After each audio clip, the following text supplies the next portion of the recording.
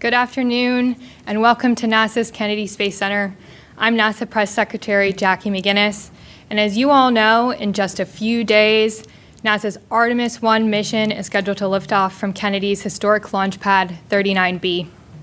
It'll put us on a path to return humans to the moon for scientific discovery, technological innovation and development, and extend humanity further into the solar system than ever before with the first human missions to Mars. Landing humans on Mars is no easy feat, and so our guests today on today's panel will tell you about the work across NASA that will make our goals of long-term exploration at the moon and on Mars a reality.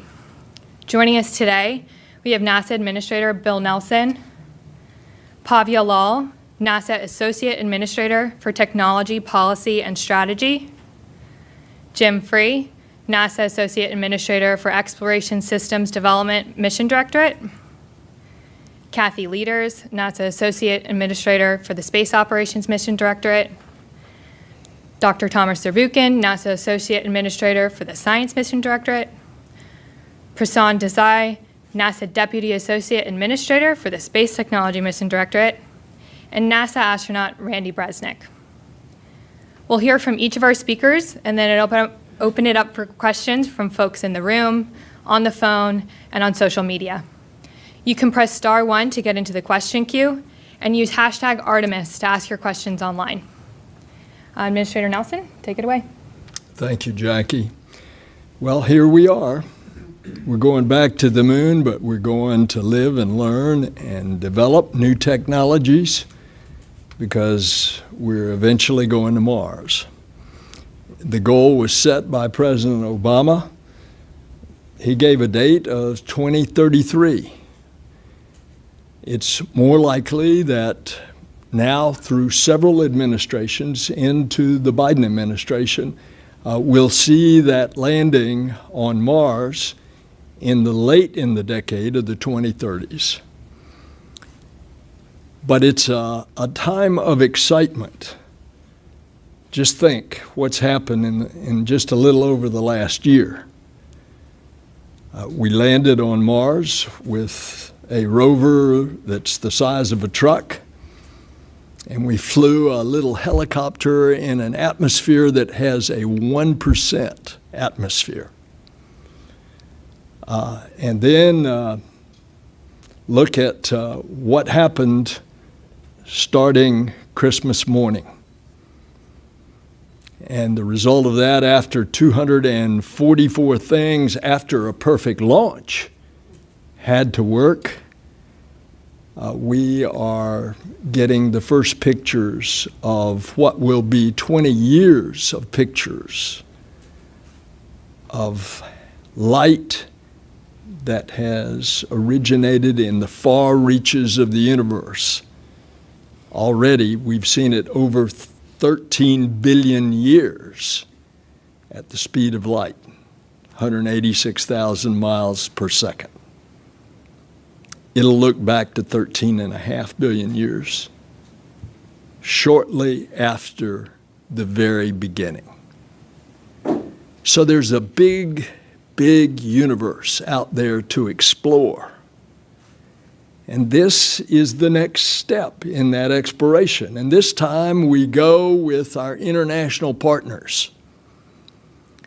And indeed, our international partners are many. And you see on this mission, the European Service Module, once we get into orbit on Artemis-4 and start to develop Gateway like an outpost or a mini space station in lunar polar orbit, there will be many international partners, and those will be announced over the course of times. And those international agreements are being signed. Indeed, the Artemis Accords, setting the standards for how we're going to conduct ourselves in space, have already been signed by 22 nations. We do so at a time that it's a difficult time on the face of the earth in Ukraine for a very aggressive President Putin. Has a war going on there, and yet on the space station, our Russian partners, the professional relationship between the cosmonauts and the astronauts doesn't miss a beat, nor does it the two mission control centers, one in Moscow and one in Houston. Indeed, in just a few weeks, an American astronaut will launch on a Soyuz, and in a few more weeks, a Russian woman cosmonaut will launch on a SpaceX as part of the integrated crew that is necessary to operate the space station. This mission goes with a lot of hopes and dreams of a lot of people, and we now are the Artemis generation. But one of our special guests here 2 days from now will be General Tom Stafford, the commander of Apollo 10. It's no longer the Apollo generation. It's the Artemis generation. And that brings new discoveries, a whole new world of discoveries. And those discoveries are being made now by the people on this panel. And I want you to meet Dr. Bhavya Lal. She is one of the smartest people in NASA. So let me turn it to you, Bhavya. Thank you, Administrator Nelson. As Jackie said, I think about strategy and policy issues at NASA. And it's an honor to be here to be talking to you and on the stage with these amazing people. With the Artemis-1 launch on Monday, NASA is at a historic inflection point, poised to begin the most significant series of science and human exploration missions in over a generation. We are making sure that the agency's architecture for human exploration is grounded in a long-term strategic vision, that of sustained U.S. presence on the Moon, Mars, and throughout the solar system. This vision is influenced by three external factors in particular. First, incredible growth of capabilities internationally and in the commercial sector that offer an expansive array of collaboration opportunities. Second, robust and growing geopolitical competition that Senator Nelson mentioned that will affect all of our nation's space activities. And third, a fiscal environment that will require us to optimize our resources, our workforce effort, funding, and timelines. Buoyed by these opportunities and in discussion with industry and our international partners, NASA is working hard to establish a technically and politically resilient architecture for our long-term exploration efforts. The architecture has four interrelated components. The first component is transportation and habitation. We would like to develop and demonstrate an integrated system of systems to conduct a campaign of human missions to the Moon and Mars, living, working, and conducting science on lunar and Martian surfaces, and a safe return to Earth, of course. I want to point out here that space nuclear propulsion is a key foundational capability of this transportation pillar. Nuclear propulsion will enable not just human missions to Mars, but also scientific missions deep into the solar system. And it would not be an exaggeration to say at all that the ability to develop and use nuclear propulsion safely, securely, and sustainably is vital to maintaining our global U.S. leadership in space. The second component is infrastructure. We would like to create a lunar utilization infrastructure such that U.S. industry and our international partners can maintain a continuous robotic and human presence on the lunar surface for a robust deep space economy without NASA as a sole user, while accomplishing Mars testing and science objectives. A third critical component is operations. We would like to conduct human missions on the surface of and around the Moon, followed by missions to Mars. Using a gradual built-up approach, we would like to demonstrate technologies and operations to live and work on a planetary surface other than Earth. Last and absolutely critical is science. We would like to conduct science on the Moon and in cislunar space using integrated human and robotic methods to address high-priority questions about the Moon and demonstrate methods for future science by astronauts beyond the Earth-Moon system. My rock star colleague and Director of Exploration Systems Directorate, Jim Free, can elaborate on how we plan to execute on this architecture. Suffice it to say that through our human exploration efforts, we seek to imagine and create first ever missions and approaches that showcase American ingenuity, pioneer new science and technology, improve long-term affordability, reinforce U.S. preeminence, improve life on Earth, and address critical national challenges.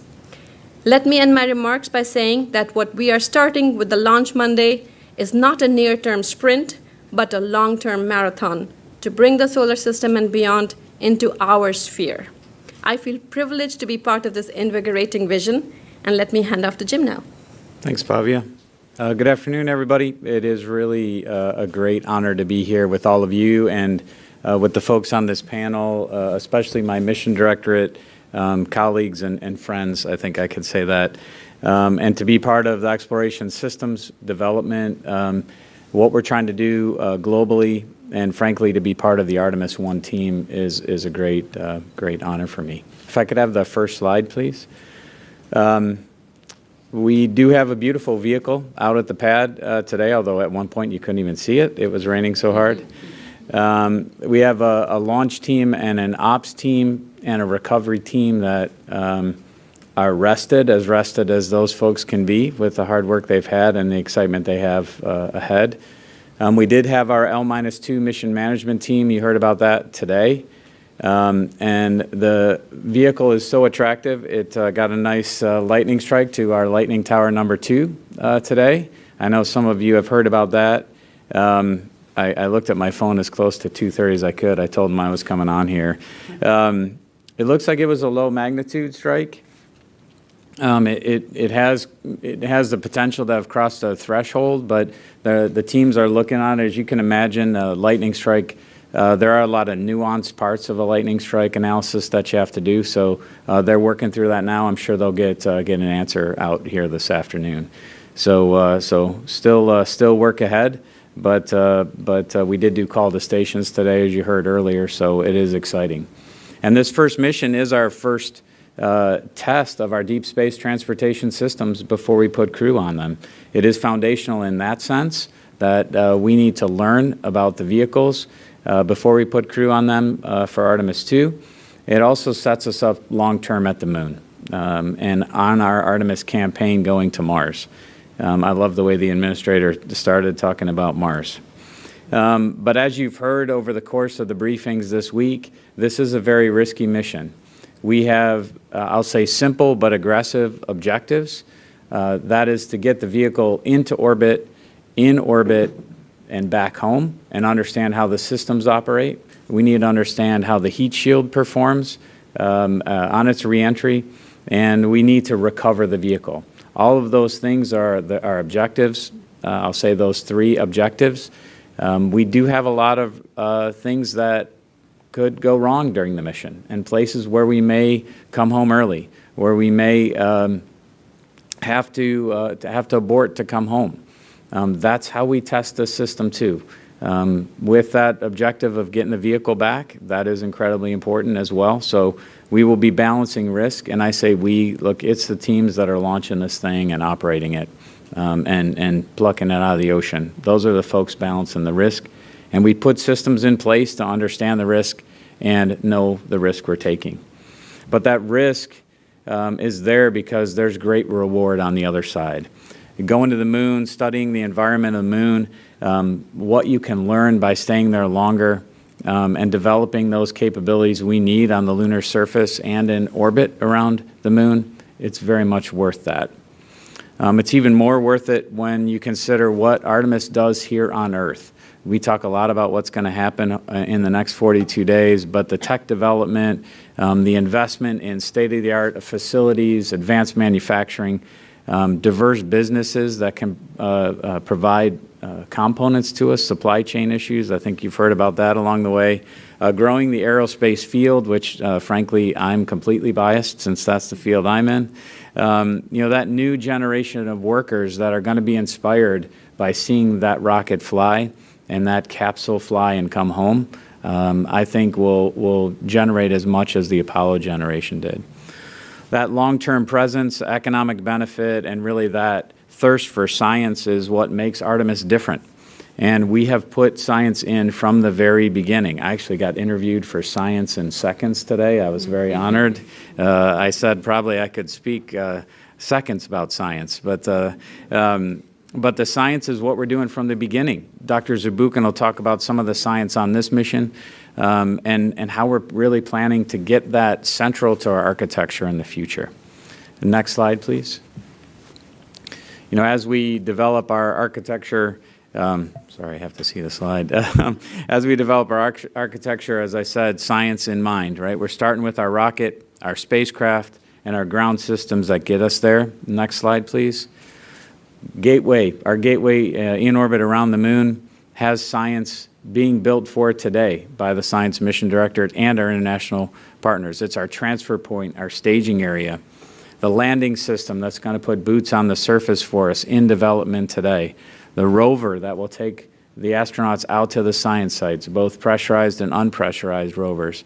The suits that they use to navigate through the surface and pick up the samples to bring home. We'll design each of those elements with science in mind.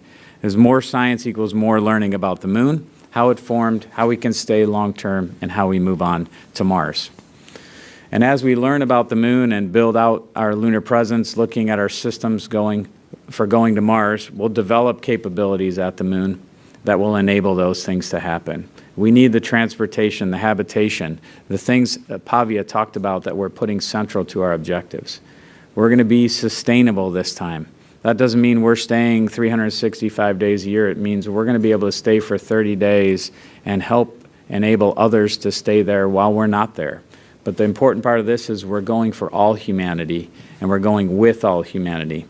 The more nations and companies at the moon, the more we learn, exponentially increasing our knowledge base and capabilities while strengthening things right here on Earth. Our campaign, our Artemis campaign, is encompassing, and we're excited to kick it off with the launch of Artemis-1, and thankful for you all to be here and online today. So with that, let me hand it over to my closest colleague up here, my one that I'm completely close to here, Kathy Lueders. Thank you, Jim.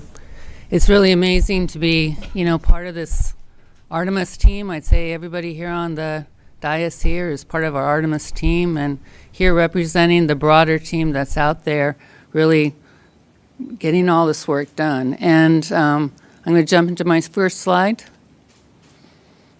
What's important is this team's been getting ready for a while. You have to really prepare and learn to be able to get ready for the mission that's going to be going off this Monday. And we're preparing for the missions coming up. And so here's a great picture of Kate Rubens. Kate Rubens is at the ESA's Pangea training course in the volcanic area, the Spain's Canary Islands. It's another example of the teamwork that the administrator talked about. Here we're working with the ESA folks on how do we get ready? How do we go figure out how we're going to go establish the procedures and processes to be able to go do the science that Jim talked about. Next slide, please. Here's another one of my favorite pictures because it shows not only do we have to figure out how to work on a surface, which is what Kate and the team were doing, but we also have to figure out how to live and work in space, because as we're going and living around the moon and on the moon, we have to figure out how to work in these different gravitational fields and be able to have processes to be able to take care of the humans that will be doing those missions. And so the International Space Station, like the administrator said before, is a place where international teams work. We need to have international teams working together and operating together in the future. If you see there in the pictures, there's one of my favorite things as an ex-New Mexico person, a hatch chili, and you got to figure out how to have food and space to be able to live and work for a length of time in space. In addition, in the last picture you saw, Scott giving himself his own flu shot. And so that's another thing we're going to have to figure out how to deal and be able to take care of our crew members, and all the learning we're doing on the International Space Station right now helps us do that. Next slide. This is a picture that's a great example of the collaboration across NASA. This is us doing our upgrade of our iROSA solar arrays, which were actually started with our space tech brethren over there, and thank you, Prasun, because the technology that was developed and is being proven on the International Space Station is also being carried forward into the Gateway. And so it's another place where we're continuing to, as a team, develop, mature, and use across the different platforms that we have for us to be able to live and operate in space and do the science for Thomas's group over here to be able to accomplish the mission that we need to have. Next slide. I tell everybody, I said, without comm and data and commanding and everything else going back and forth, we don't get the critical science data. We can't command the vehicles that keep our crew members safe and be able to get things done. And so there's a whole international group of antennas and ground stations and processing facilities that are going to be supporting this mission and providing critical capabilities to be able to conduct and monitor and collect the data on the hardware that we're going to be flying. That data is very, very important for us to learn from and then be able to apply to the next part of the mission. It's also very important to be able to collect the data from those science experiments that we'll be doing that Thomas will be talking about. And next slide. So we've got a lot to learn before we go figure out how to live and work and around the moon and on the moon. And all that will be helping us then to be able to further apply that learning, because it's going to be even tougher for us to be able to go live and operate on Mars. And so what's really great is that here I am with a team of folks that are going to help us go get there. And one of the most critical activities we have while we're doing it is to do our science. And so I'm going to hand over to Thomas Zurbuchen, who will be talking about the science we'll be doing on this mission and the importance of it. Thanks so much, Kathy. And you, of course, talk about that solar array, and I'm reminded that in about a month, DART will hit a little asteroid out there, Didymos, and it's, of course, powered by the solar panel, just like that, again, developed by Space Tech, and we're using it for the science missions as well. The word that both of you are using, that really is the key of my notes, is learning. Yes, we're exploring. Yes, we're doing science. Yes, we're building infrastructure, but we're learning. And what I want to talk about is the learning of science. And I could talk about the robotic missions, including the ones that have mapped the moon for, frankly, over a decade. Lunar Reconnaissance Orbiter, others that are there and have done amazing work.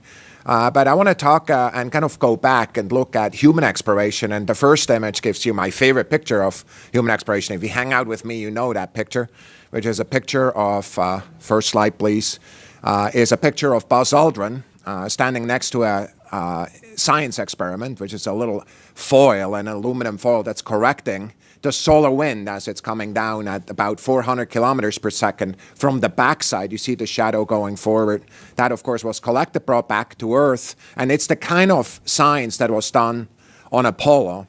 What is so important to me, and what the next slide shows, is that we're going to a moon that is very different than the moon we left with the Apollo program, because science doesn't stand still.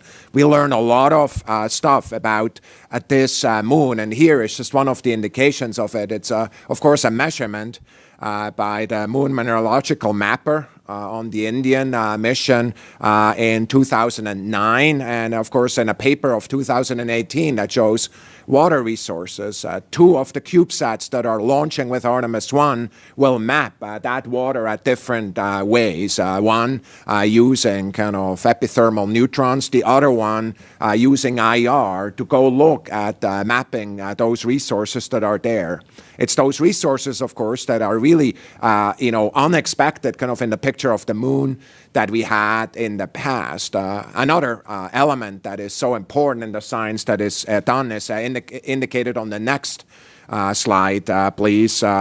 where we see one of the researchers who has built an experiment, in this case with yeast, that is out there, and the yeast being actually primed to be very sensitive to the radiation that is there. You, of course, remember that the radiation away from the Earth, away from low Earth orbit, is different, the space radiation, than the one here, because, of course, there's a magnetic field that deflects a lot of the radiation that's coming down, and much of the radiation does not come up, right? Because the radiation, space radiation, is not coming through the Earth. So it's a lot more radiation as you go beyond that, the radiation our astronauts will, of course, experience as we go there. And it's those experiments, of course, 70% of the DNA of yeast is very similar to the Earth. So we can learn about this as we bring these back. There's not just these, there's other algae, other kind of biological agents that are up there for us to learn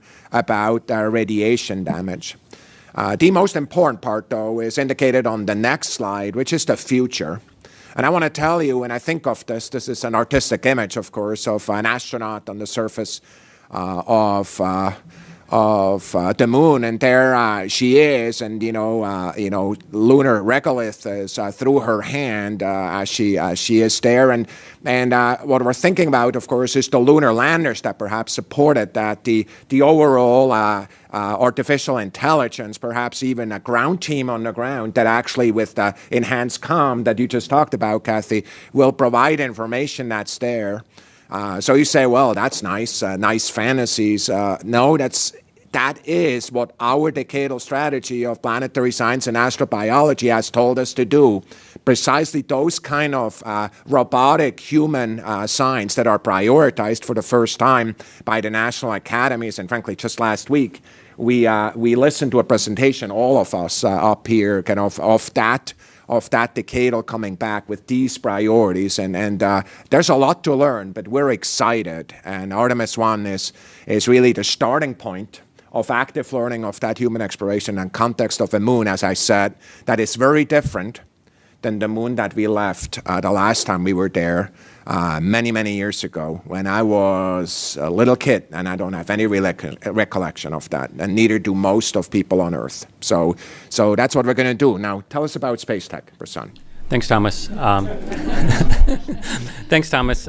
It is a great honor to be here at the Kennedy Space Center for this historic launch. The Space Technology Mission Directorate, or Space Tech, as we go by, shares everyone's excitement for this mission, which is kicking off Artemis and many more robotic and human missions to come.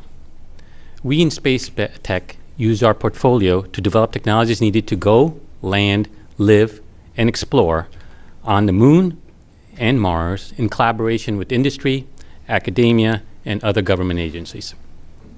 One of these industry collaborations resulted in the technology that will be flying on Monday. First chart, please. Pennsylvania and California small businesses, Bally Ribbon Mills, and Advanced Applied Composites San Diego, led by NASA experts, developed a one-of-a-kind, robust, multifunctional material for the spacecraft heat shield. Here you see an image of the equipment weaving that material for use on the Orion space capsule.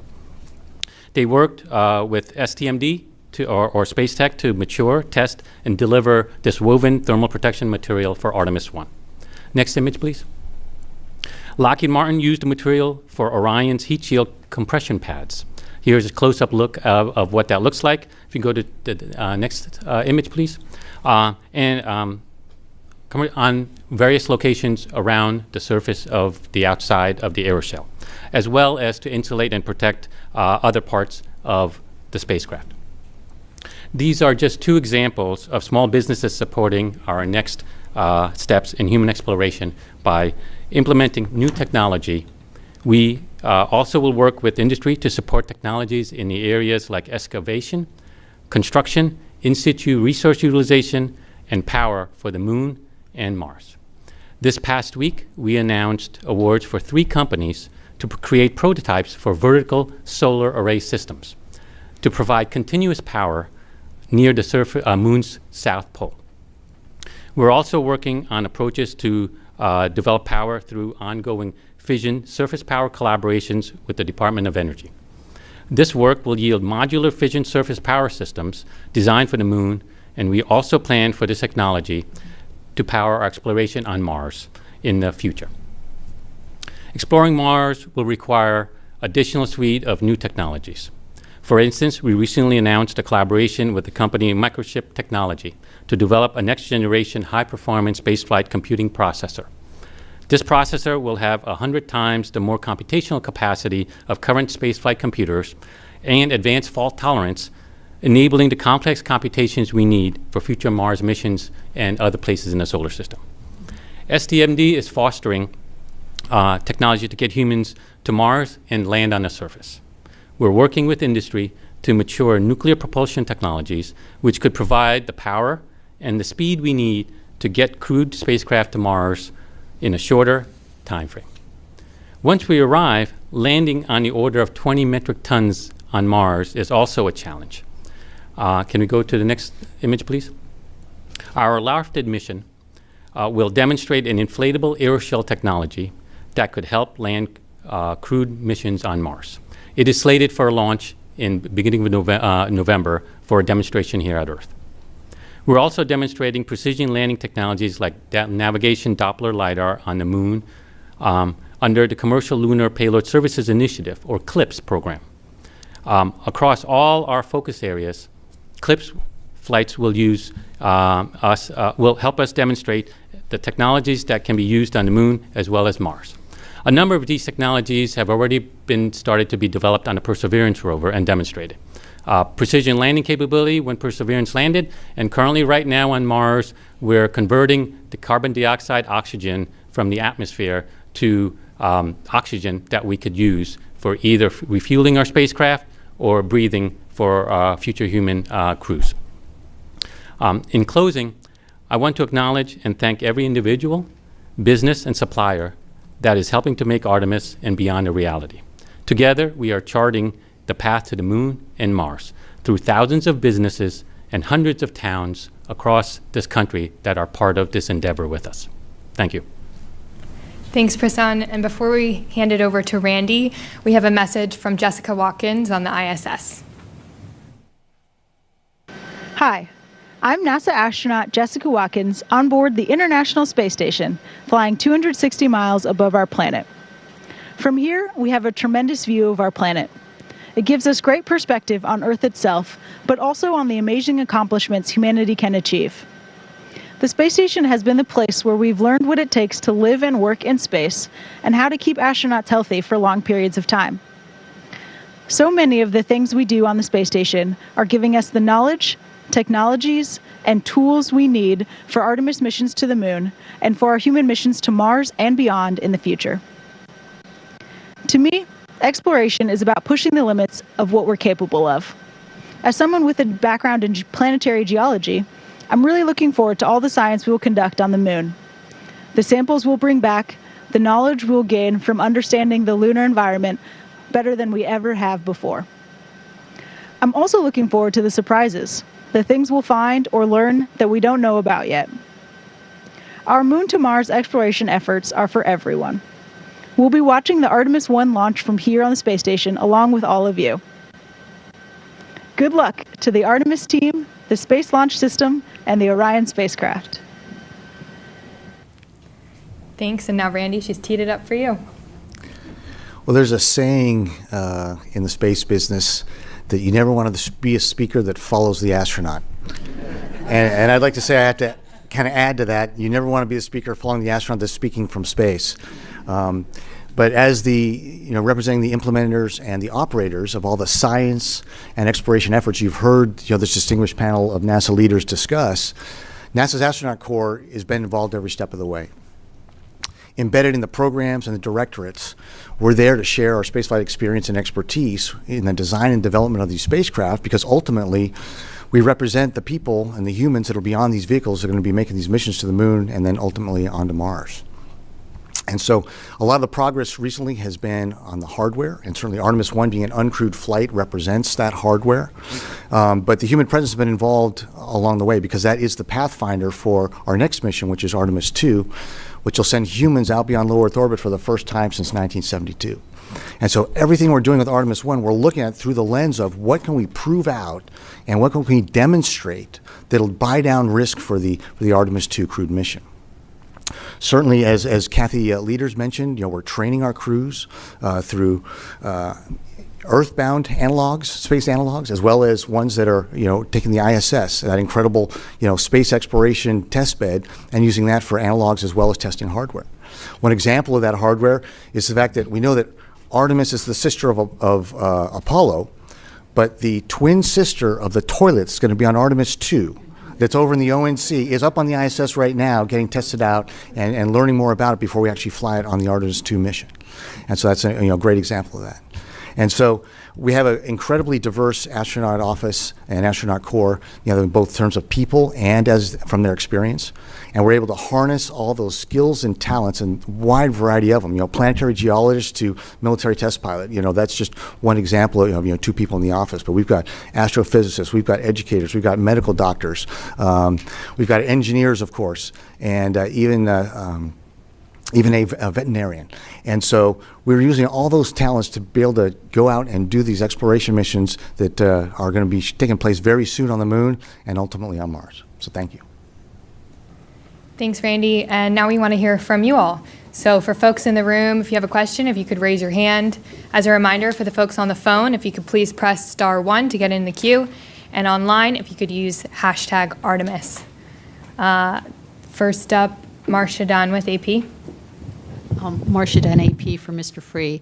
I was hoping you could explain the 2-year lag between Artemis-1 and 2. What's driving that? And if this test flight goes really well, can you push up the next flight and make it sooner than 2024? Yeah, so there's a couple. There's just the development of the vehicle. So the Orion crew module for Artemis-2 is fully outfitted with all the environmental control and life support systems that we need for the crew. So the development of that and the integration of it is complex and is one of the things that is driving the time between. The other is we're reusing our avionics boxes from Artemis-1 on Artemis-2. So we need to get the vehicle back. I talked about our objectives, getting the vehicle back, getting those boxes out, and retesting them. We have to send them back to the vendor to retest them, then getting them back and putting them in the crew module, and then putting everything else around it that needs to be installed, and getting the vehicle tested and ready to go to be delivered. So, and the stakes are really high for that mission. So we're going to take our time and do it right. So as Artemis-1 has slipped out, that's driven some of the Artemis-2 schedule as well. But those are the 3 things that link it. So can we pull, I'm sorry, the second part of your question, can we pull it up sooner? I think what I'd say is we're going to get through Artemis-1. We're going to learn a lot on Artemis-1. So I could not stand up here and say, hey, let's pull it in. We're going to take some time to go through the data we find on Artemis-1 mission. And, worst case is we might have to make a design change. But the best case is we're going to do the right thing to keep one of the folks down at the end of the table, they're safe when they fly on it. That'll be our most important thing. So I don't think we'll pull it in. Thanks, Jim. Lauren Grush with Bloomberg. Hi, Lauren Grush with Bloomberg. It's the first time I'm saying that. So you talked a lot about sustainability. I was wondering if you could be more specific about what sustainability looks like on the moon. Can we say that is a habitat, a base on the lunar surface? Ultimately, how do you envision people living and working on the moon? I'll start. Anybody else can add in there, since I think I said sustainable more than anybody. It's really what I said. We want an infrastructure on the moon that we can rely on when we go. So you talked about habitats. There's other things on there that we need. We need landing pads. We need communication systems. We need distributed power. So it's not really just about, hey, we're going to go and stay and set ourselves up for 30 days. We want everyone to contribute to it, so commercial entities, international partners. So the sustainability is we can go, anybody else can go, and we can stay for longer durations. That's really how I think we look at the sustainable piece. We can't do it all ourselves. Thanks. People tend to think about the crewed piece of it, which is important, but we also, when we start looking at operating, it's how do you meld the crewed piece of it, and then what Thomas was saying, the uncrewed piece of it in some ways to optimize science and technology development that we are hoping to get done, and optimizing the use of the infrastructure up there for our missions and mission purposes. I will also add to that, in space, what we'll plan to do is in situ resource utilization as well, to live off the land in essence, so we can get a lot of consumables from the environment there in the soil or the water that we believe it's there. We will use that to create a sustainable future as well. Chris Davenport with Washington Post.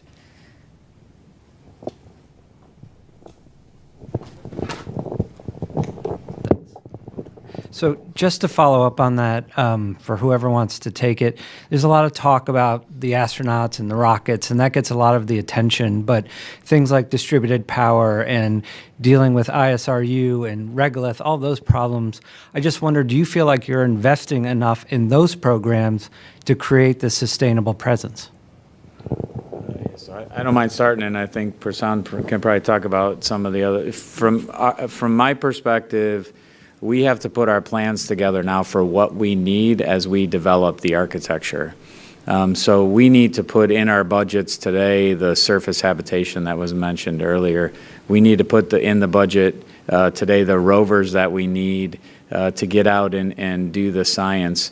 So that's why when we plan the Artemis missions, we're planning them kind of in, I'll say, in chunks. Right? We need to get this done so then we can put our budget plan together.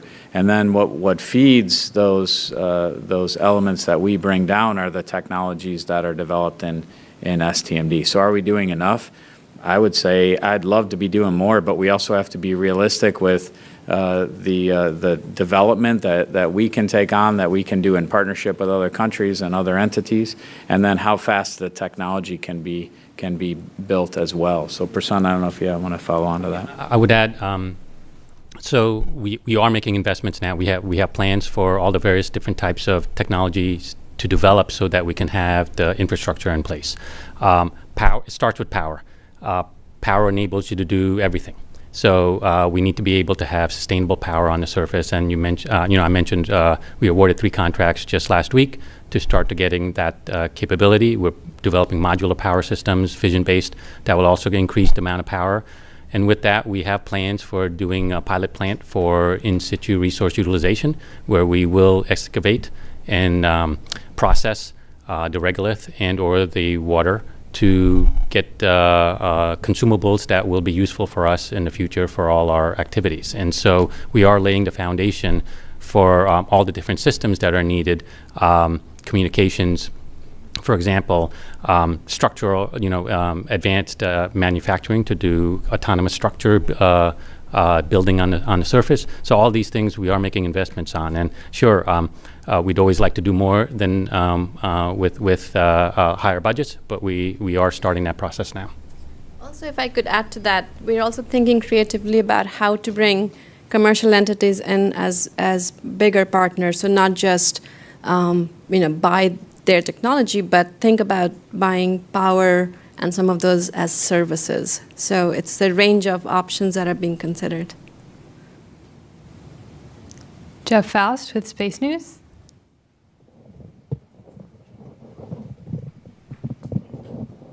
Hi, Jeff Faust, Space News. Question for the administrator. When you were in the Senate, you helped craft the NASA Authorization Act of 2010 that directed NASA to develop the SLS that's now sitting on the pad at 39B. That bill directed NASA to develop it by 2017, and it's now 2022. From your perspective, what sort of lessons can NASA take away from that extended development of SLS and apply them to future elements of this Moon to Mars architecture so we don't see similar delays in the future?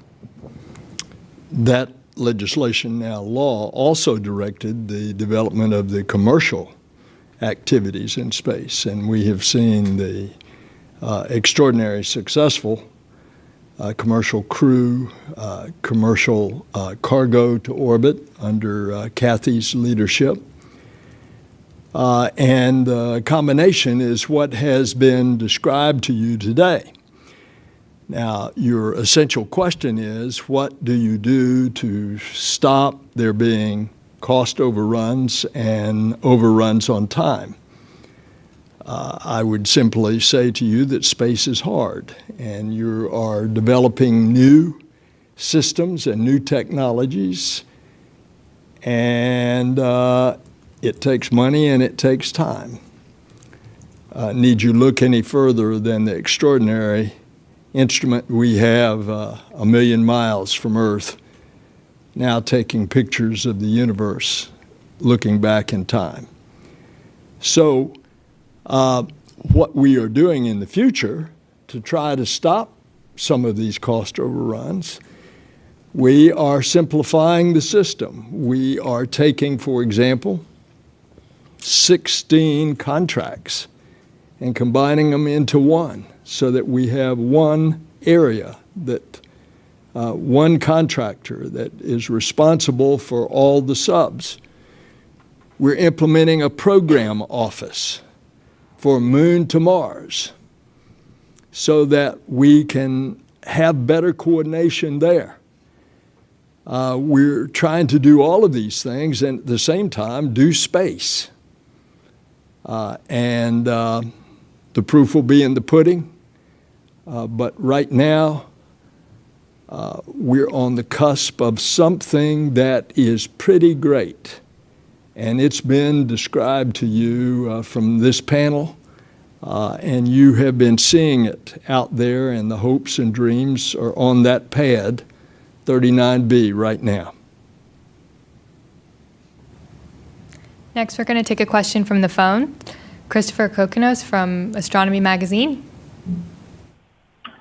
Yes, hi, thank you very much, and good luck on the launch. I do want to ask Administrator Nelson a question from sort of maybe the devil's advocate or critical side, and that has to do with the cadence of Artemis. And as you all know, Apollo had many, many more test flights of the Saturns and the different modules before even attempting a landing, and Artemis's cadence is much faster before landing in a rugged and thermally challenging polar environment. So I'm just wondering if the administrator can answer back to those who think Artemis cannot or should not move this fast and try to land on the third mission. What do you say to those who think the Artemis cadence is maybe too aggressive? Thank you, and good luck. Thank you. It's two different times. That was 50 years ago. Look at the advance of technology. I have ultimate trust in these people up here to know exactly when we should launch, and that's why this is a test flight. And as Jim Free said, this thing's going to be stressed and tested in a way that we wouldn't put humans on this. That's the whole purpose of the test flight. He has three main objectives, one of which you can't test in a lab. You have to bring it back hot and fast to see if that heat shield is going to do what it's designed to do.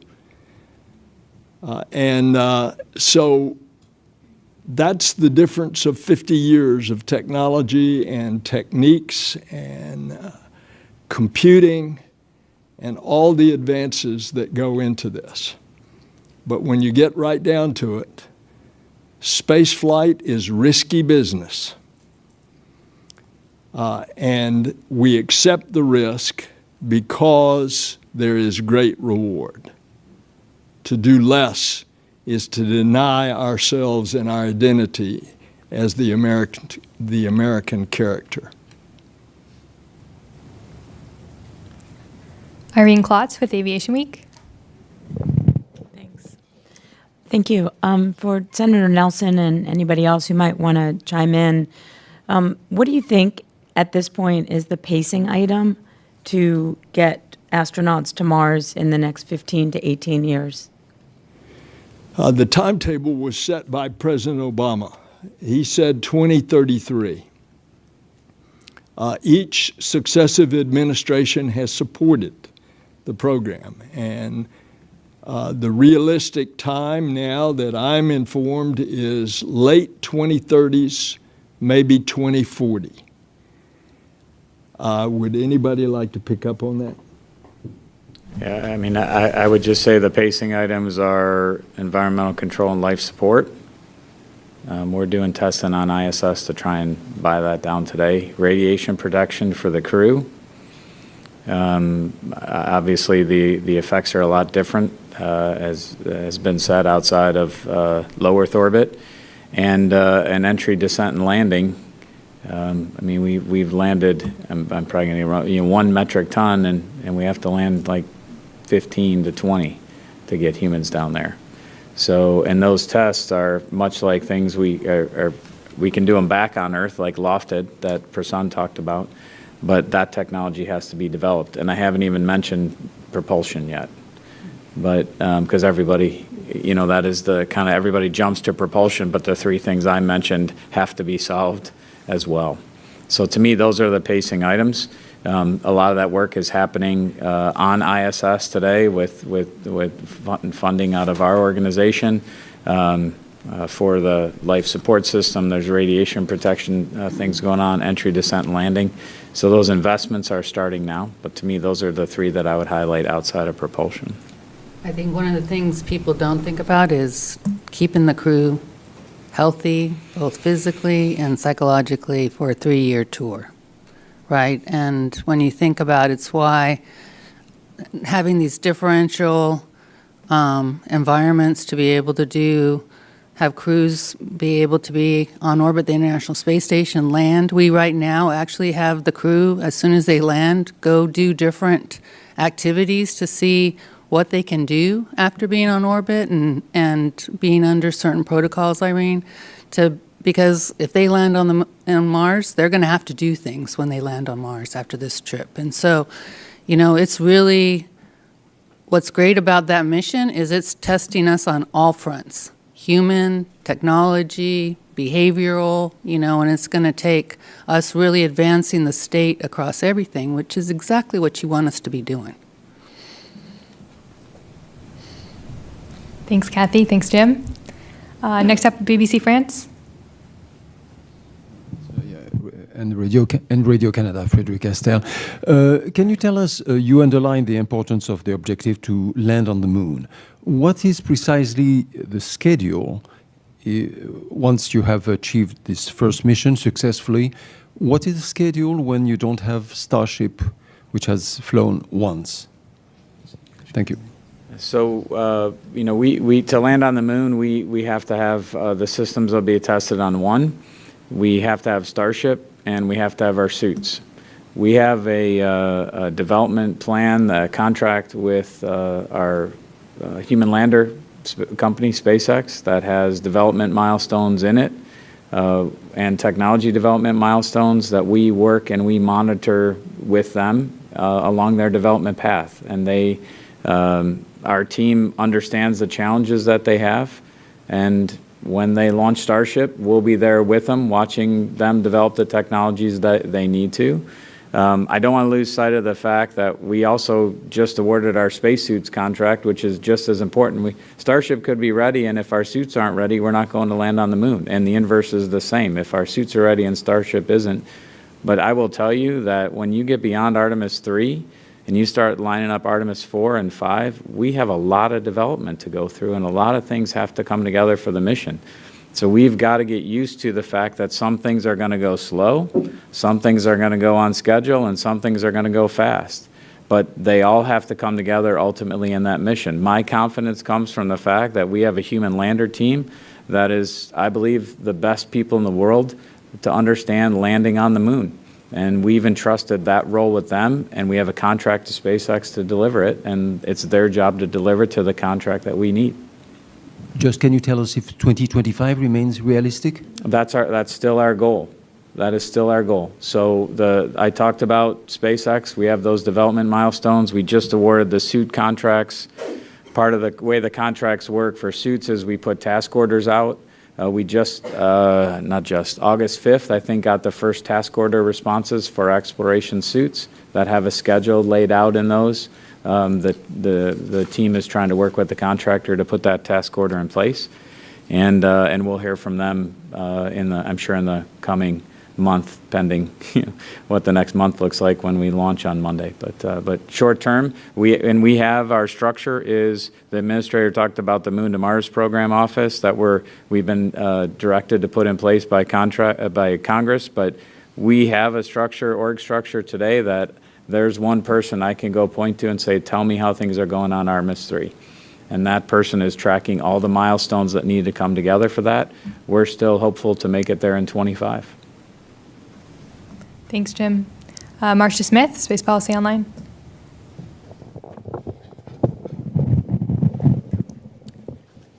Hi, my question is for Mr. Nelson and Bhavya.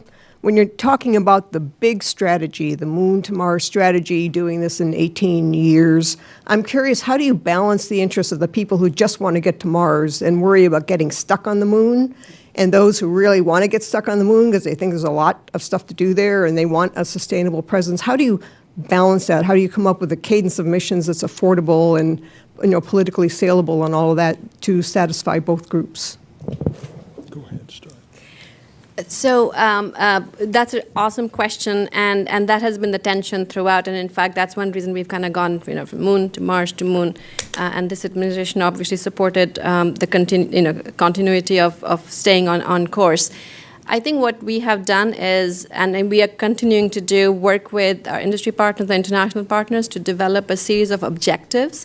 In fact, about 50, and it's under, development and fine tuning. And those objectives emphasize both Moon and Mars as targets. They are well integrated, and they demonstrate how doing certain things on Moon help us get that extensibility to Mars. And that's kind of how we are striking that balance. It is never Moon or Mars. It has to be Moon on the way to Mars. Mars is the horizon goal. NASA's goal is to continue to push the horizons, and Mars is the horizon goal.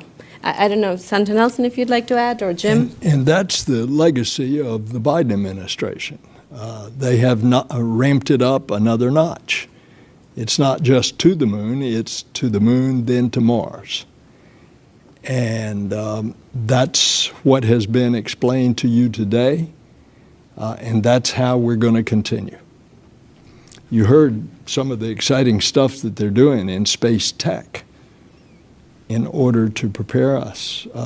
Jim mentioned that propulsion is a key, because if we go at present propulsion, it takes such a long time to get there, and then the planets are out of alignment. You've got to stay on the surface for such a long time for the first flight. You get a faster propulsion, you can go there, stay a few weeks, and come back. So all of this is working together. There's kind of a practical necessity to going to the Moon before Mars.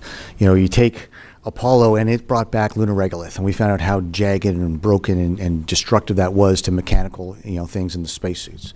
And our science folks, with these incredible rovers we have on Mars, we know what that environment is pretty much like, and it's not as difficult as the lunar surface in terms of the mechanics of our rovers' wheels and our gearboxes and our spacesuits and things like that.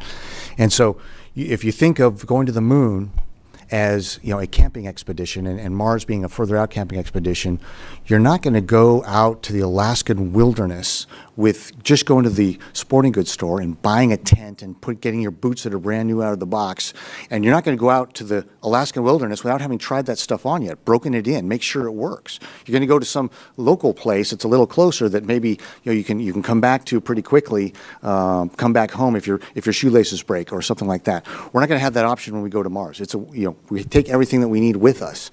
And so proving out all the logistics of the habitats and the hatches and the suits and the rovers and the wheels and all of that stuff, proving that out on the Moon is just like Artemis-1 buying down risk for Mars. We deal with the exposure of the radiation on the long term. We deal with the fact that we got to take all of our water and our food with us. And by taking care of buying down the risk of when we get there, the Mars, it's the risk of getting there and the amount of time it takes, not so much on the surface that our hardware will work the entire time we're there, however long or short that mission is. Thanks, Randy. Marina Corin, The Atlantic. Hi, Marina Corin with The Atlantic. Two quick questions. First, for the administrator, is this NASA fully, officially committing to establishing a permanent base on the moon in this decade or early the next decade? Do you have a timeline for that? And for Randy, as the person here with the most spaceflight experience and a unique understanding of how missions get ready and when they are ready, do you think 2025 is realistic for an Artemis landing? Thank you. There's nuance in the answer to the question about a permanent base. Jim has given you that nuance. Doesn't mean that we are there every minute of every day. We're talking about upwards of 30-day missions, but he said there might be another mission going on at the same time. Also, we've got activities going on Gateway. It's not a permanently human presence on Gateway. It's more of an outpost, and yet it could be, and there could be all kinds of new things that we're doing there. We don't know at this point what the technology is going to be on the spacecraft that's going to go to Mars, but it is possible that it could be assembled in lunar orbit and then go on its journey to Mars. Jim, you want to add to any of that? No, sir. I think you covered it really well. The other part is, the permanence. That's what we're trying when we talk about habitation. And you heard Randy talk about the difficulty at the South Pole, and you've heard many folks talk about the lighting and just how hard it is. We have to decide. Putting one big habitat down, is that the right thing to do? Because can we get back to it the next year? If we have a 2-week launch delay where we wanted to land to get to that habitat, the lighting may not allow us to do it. So maybe we land there somewhere else and drive the pressurized rover to it. That's what the architecture that's going to come out of the objectives that were talked about is really going to decide, is what is the holistic solution of how much we invest in a single habitat versus maybe a lot of different small campers, bigger than the tent. Randy talked about some small campers around as well. So those are the trades we're going through right now. And so is 2025 realistic, was the question. We're working as if it is. We have to. Otherwise, it ends up being an open-ended, question that we never, reach. Was just out at SpaceX just this past week. We're with our HLS program folks and working in collaboration with them on Starship. And you look at the pace that they're working out there, and then you go, you can go online and see, SpaceX working down in Boca Chica where they're manufacturing these things. They're working towards that pace as well. And so that gives great hope that, if we're going to get there, we got the right partner right now for this first mission. We'll find out more in the next coming months because we just assigned that suit contract. And as Jim Free said, the suits and the Starship, the lunar lander, all go hand in hand. We can't have one without the other. So we'll get more clarity in the next few months how quickly our suits are going to be able to come up. But back to the earlier question about what's the difference between Apollo and now. Back during Apollo, they didn't know they could do it. Everything they did was new. And we built every flight, and you didn't know if you had to modify the next flight because everything that was being proven on that flight, you didn't know if it was possible. With Artemis, we have the benefit of the technology and the experience since then, and we know we can do it. We just now have to find the right people to build it, design it, and then ultimately go out and fly it. Thanks, Randy. Hand it over to Thalia from the digital team to take a question from online. Hey, thanks so much. I've got a question from Twitter. We've already discussed how research in low Earth orbit has prepared us for lunar human missions. Can you explain how lunar research on the moon will prepare us for sending astronauts to Mars? I mean, I'll take the first shot and then have Kathy weigh in. I think first is we learned a lot on early shuttle flights and on ISS about microgravity and its effect on our systems. And things we spent years testing on the ground and then launched, and they had issues when they got to orbit. We're going to take advantage of the partial gravity on the moon to test out systems so that we know how systems on the surface of Mars in that partial gravity act as well. So to me, that's the big theme that we need to get to. Kathy? I think the other thing is working as an integrated system, working between a lunar orbiting platform and missions on the ground, along with rovers during both uncrewed and crewed portions of the mission, working the communication networks that support that, integrating with power and distribution systems. We have not operated, and it goes back to the same thing that Randy said, we have not operated at that level with that 3-day delay, and us getting ready to operate like that then also gets us ready to be able to figure out what are the key aspects of how that operation needs to work to get ready for then applying that when we go to Mars. It's really, we assembled a space station in Leo, we learned a lot from that, and we're applying that learning to our assembly of the gateway systems. But this doing an integrated operational function between the lunar gateway and surface elements and coming back and doing that whole choreography, it's going to be an amazing challenge for our operations teams. You're in the second row.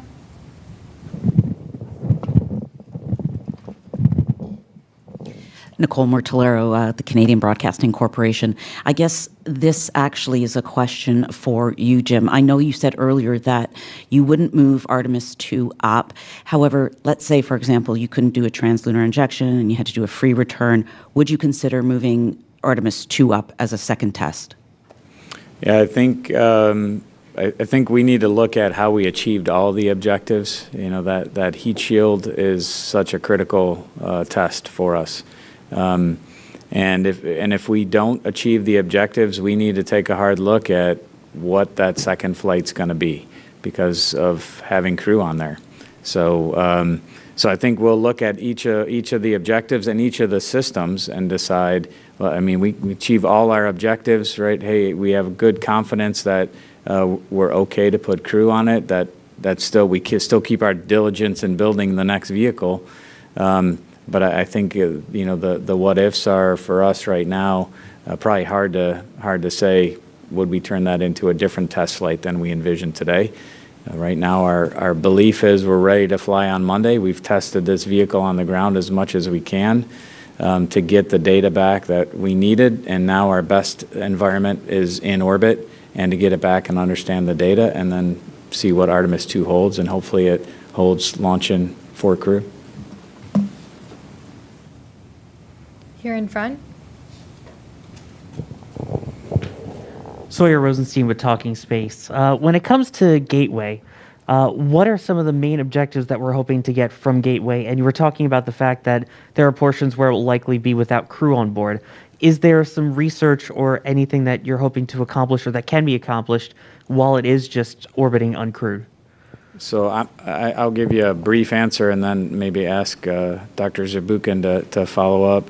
The advantage of Gateway is its position in the near rectilinear halo orbit, that we can access almost all of the lunar surface, and we have a constant communication back with Earth.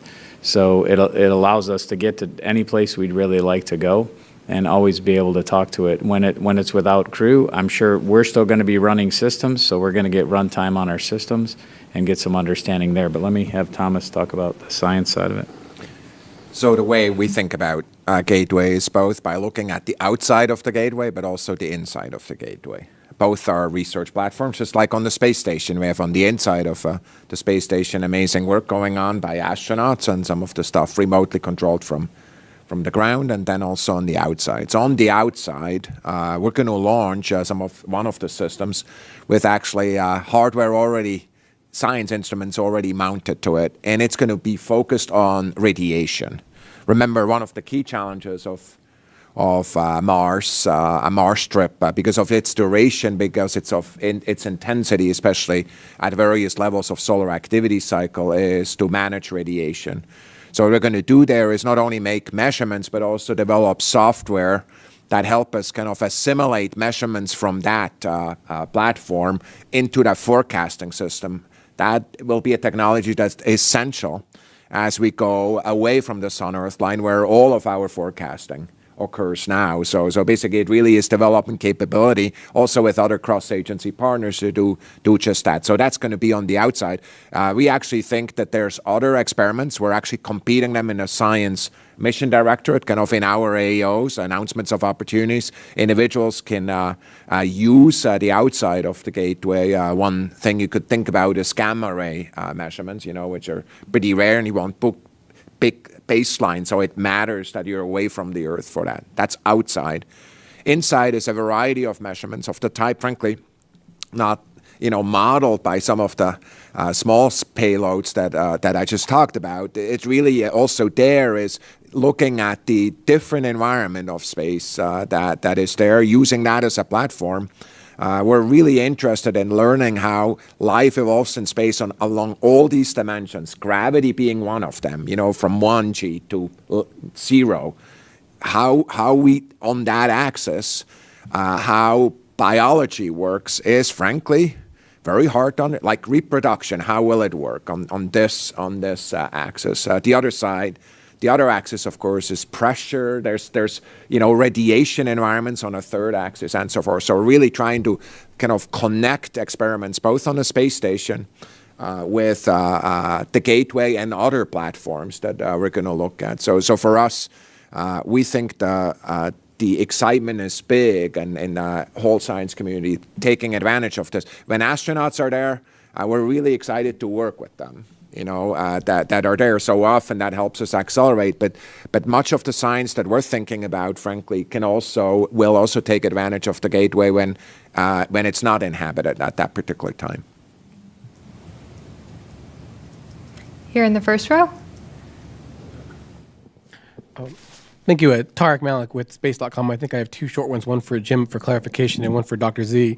Jim, you mentioned sustainability beyond a 30-day mission to the moon and with NASA astronauts. And I would assume that some of that is robotic work like we see on the space station. But is there a concept for crewed flights, either international partners that have their own landing systems that would then use NASA assets on the ground, or even commercial partners with their own missions like we're seeing on the space station now? And for Dr. Z, you said it's a brand new moon since the astronauts left on the Apollo mission. And beyond water and in situ resource utilization, what else can we do now, scientists do now, with the moon to learn new secrets that we couldn't do for Apollo? Thanks. Go ahead and talk about that. So, and again, what I'm going to do is quote the decadal back to me, because a whole bunch of scientists are a lot smarter than one scientist, including especially me. So what they're talking about there is talk about the volatiles, but also talked about the modern models of solar system evolution that have some kind of open issues and things that are floating relative to the timing of a phase in a solar system evolution we consider really important, where large planets migrated, which led to a great bombardment, as we call it. The timing of that, the kind of in time is embedded on the far side of the moon. That's where it's the right place to go look at that. I think the other thing I want to talk about is some of the processes that relate to what we call space weathering. So it's not the same as space weather from the sun with storms and so forth. It's the series of interactions, both chemical and physical, that shape surfaces and let them kind of evolve in different ways. That's a lot more important now, because we're looking at all these planets that are elsewhere and have their different kind of radiation kind of environments. And frankly, we believe the processes can be investigated best at the surface of the moon. Needless to say, also that in the decadal. Back to you now for your question. So don't follow an astronaut or a scientist. Two lessons for everybody today. Yeah, that's exactly what I was referring to. Is our hope is that through the objectives that the Senator and Bhavya have talked about, that we can build infrastructure and things on the moon for other people to use. We had objectives workshops, both with industry and academia here in the U.S., and then we had an international one where we brought everyone together to talk about objectives. so that we can lay out a plan where other people can use the things that we have capability, that we've built and our capabilities, and we can take advantage perhaps of other countries or entities on the moon to further our missions and make them more scientific rich or more expansive of the lunar surface. Micah Maidenberg with Wall Street Journal. Hi there. Associate Administrator Lal, you talked about making the architecture politically resilient. Could you elaborate on what you meant by that? Yeah, I mean, it's a simple explanation. Something that just doesn't go, 180 every time an administration changes, or something that is not solely driven by political considerations. So we just want stability in our space program. We want something that we continue to make progress and not just go back and forth. I think that's what I meant, but if Senator Nelson or Jim, if you would like to elaborate further. And I think that's what you've seen and what we've talked about. For example, the Moon to Mars program. It was accelerated by President Obama. He set the goal of Mars. That has continued through every administration since.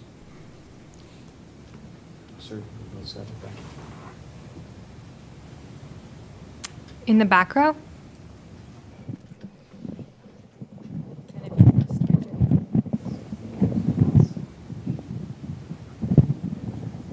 Hi, Ken Kramer, Space Up Close. Thank you for doing this and good luck tomorrow. I want to ask about Artemis-2. It was mentioned also at the previous briefing, it's just going to be a lunar flyby.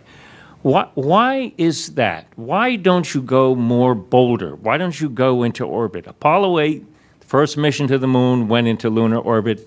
On this flight, you're going to be exercising the ICPS and Orion for weeks on end. Why not go with a bolder mission on Artemis-2? Thanks. I think launching humans to go around the moon is pretty bold. And I would tell you that every time we look at these, we try and balance risk. So the free return trajectory for Artemis-2 is how we balance risk. So, when we come off ICPS on Artemis-2, we're going to fly around ICPS, really understand the handling qualities for the operators, the astronauts. And from our perspective, that is risky. 4 people in a new vehicle with a new ECLSS system is risky. Having the opportunity to get them home without absolutely needing the propulsion system and allowing for that failure, that's the free return trajectory. So for us, it's all about balance and risk. So when we add up all the risk on that mission, and we talk about objectives for that, our first objective is going to be getting them back. And with the changes we have in that Artemis-2 vehicle, we believe that the safest, while still having a lot of risk in the mission, the safest is to do the free return trajectory. Can I get an add to that? Just last month we celebrated the 50th anniversary of Apollo 16, and it was an event where Charlie Duke, got up and said he thought the Apollo 8 mission, that was the boldest decision that NASA has ever done, and even everything since then. And when you think about what Apollo 8 was, it was the flight after Apollo 7, where they actually put crew in the vehicle and flew it in low Earth orbit, and then they went to the boldly around the moon, which we had never done. Well, you think of Artemis-2, it's Apollo 7 and 8 combined. We will not have ever put people in the vehicle, as Jim was saying. And so that's why we're doing the high Earth orbit to check out those environmental and life control system, check them out during that first 24 hours to make sure that we can do that TLI burn and commit ourselves to the moon. But I think that's pretty darn bold if it's Apollo 7 and 8 combined. And then we look at Artemis-3, which is going to be the combination of Apollo 9, 10, and 11. All in one flight. So NASA's going pretty bold, just figuring out where we put that risk. Here in the second row.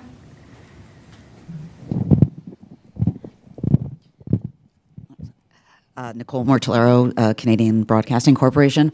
We did touch on Lunar Gateway, and I wanted to ask if you could, Jim or whoever could talk about your international partners and how it will be built, for example, with the Canadarm3.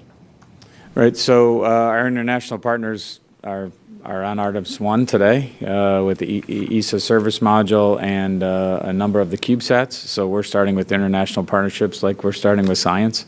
So Gateway is, the international partnerships there are truly incredible. The ARM, which will help us, much like the ARM on ISS has evolved to help us with operations. We were talking before this, Randy shared about the AI interfaces that are going to be used for the ARM, which really expand our capability when we don't have crews present. We'll also have the Europeans will be providing the International Habitation Module that will be on there, the Esprit refueling module that has participation throughout Europe. The IHAB has JAXA, the Canadian arm. We're talking about other contributions for Gateway around the airlock with our international partners. So that is the hub, no pun intended, really, of what we're doing comes through Gateway. And I think it's built off of the success that we've had on ISS and learning to work together and learning to expand our partnerships. Kathy, do you have anything to add about how it's connected with ISS? Oh, I think, when we talk about the continuum of space exploration with our partners, people talk about how it started with Station and goes through Gateway and then continues through the lunar surfaces, and honestly wants to continue through the journey to Mars. So I really feel like, the International Space Station's been a great endeavor to start this alliance of space exploration for the world, and it's really contributed to us to continue to find ways to have multiple folks partnering together in a way that gives us a massive amount of capability for each of the nations that are involved. Unfortunately, we're coming up on the end of our time here with you. We have time for one more question. There in the back.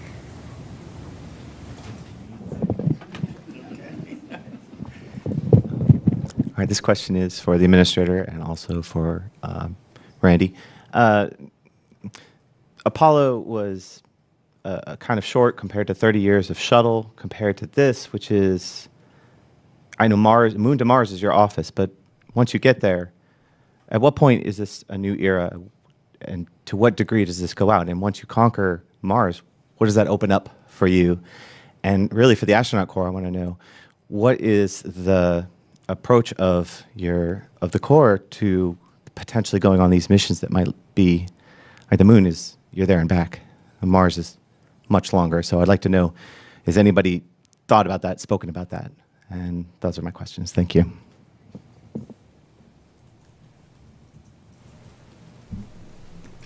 You want me to start off? Yes, sir.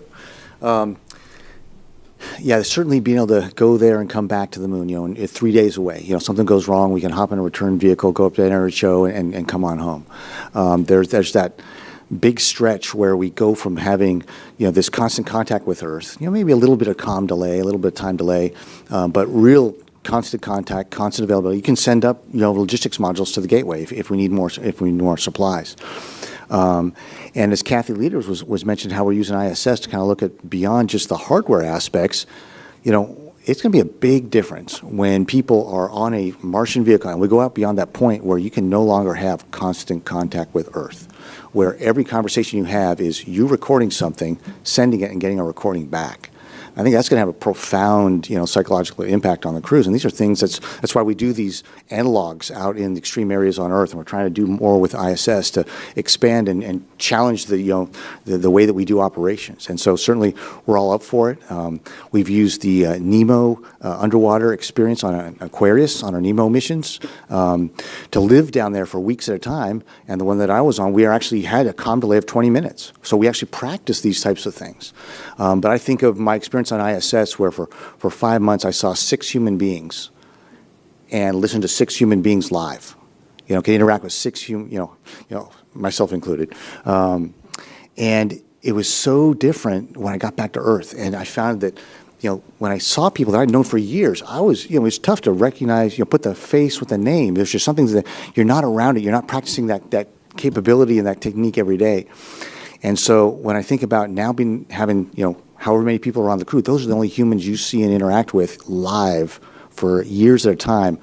We better make sure that we have, pick the right crew, make sure they get plenty of opportunity to get to know each other and be confident and careful about how they deal with and take care of each other, but also allow the assets that are on board the vehicle and back home on Earth to prepare them and allow them to continue that mission when they do reach those things and those points where we have not been before.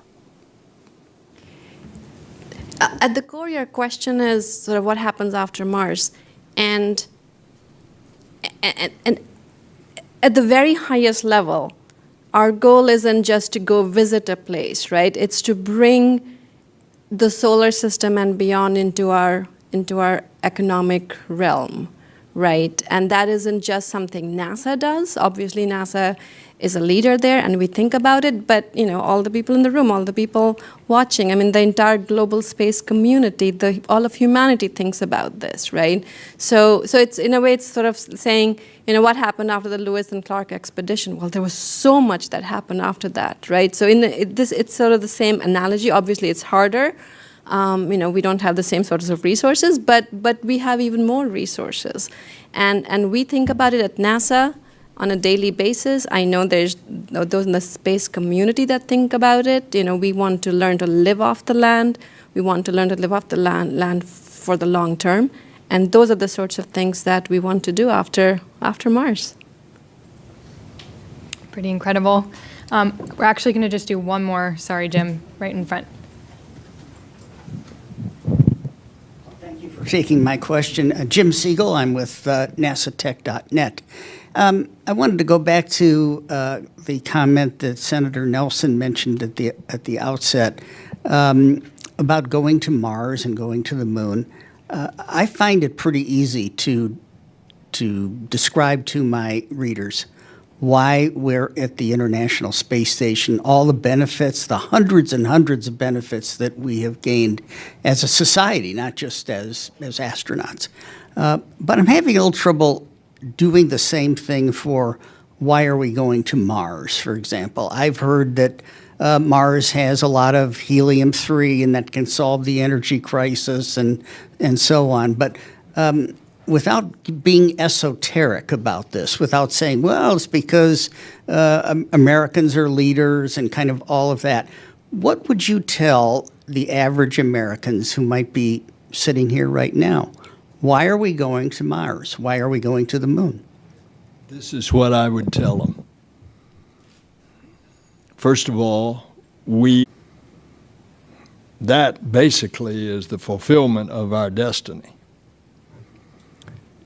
But in that exploration, we're going to learn new things and develop new things that is going to improve, just as it's been under our space program, our lives here on Earth.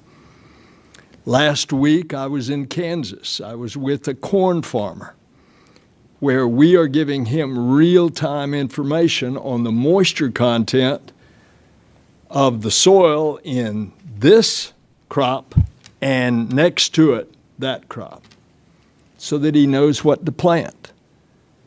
Those instruments, obviously, for example, can pick up disease and pick up disease in forest, which then becomes susceptible to fire.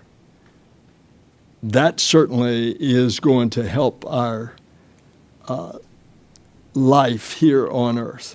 And those are things that have come out of the space program, things that we can't even think of. But there's more. When we go to Mars in the late 30s, just think how much more we're going to understand about our solar system and about the universe as a result of things like many of our instruments out there, not in the least of which is the James Webb Space Telescope. We may have, by that time, found an asteroid that we don't have to protect Earth on, as we're going to try with DART in another month. but we may have found an asteroid that has valuable material on it, metals, that we could harvest. By 2040, we may have detected life elsewhere in the universe. And think what that's going to do in our yearning for exploration. So I can't answer specifically the question, what happens after Mars? I just know that we're going to know a lot more between now and then. And our discoveries and our exploration are going to continue. And the apt analogy was given by Bhavya. When Thomas Jefferson sent Lewis and Clark all the way to the Pacific coast, look what happened as a result of that exploration. And we are the beneficiaries of that today. If I could add one more thing to that, completely 100% adding to what Senator Nelson said, soft power benefits, right? I mean, we are not going alone. Jim, Thomas, everyone talked about, we are going as a global alliance. And the soft power benefits of our space program are really incalculable and priceless, and just so important as we move forward, in a competitive environment in the world. I want to thank you all for your time and your great questions. I think we're all buzzing a bit with excitement. I'm personally wearing green for go. But before we launch, we have some great coverage for you. Tune into NASA TV tomorrow for a countdown pre-launch status briefing at 9 a.m. Eastern. And then coverage begins at midnight tomorrow night with tanking, and we'll be live on our launch broadcast at 6:30 a.m. bright and early on Monday morning. So thank you again, and go Artemis.